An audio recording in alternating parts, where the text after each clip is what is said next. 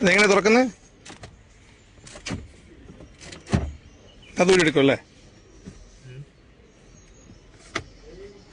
ഊരിയെടുക്കണോ?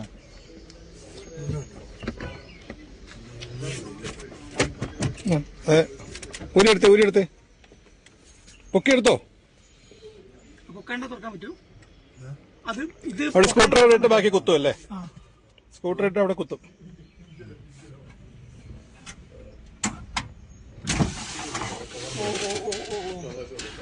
ഇപ്പോൾ fake bottom create ചെയ്തിട്ടുണ്ട്.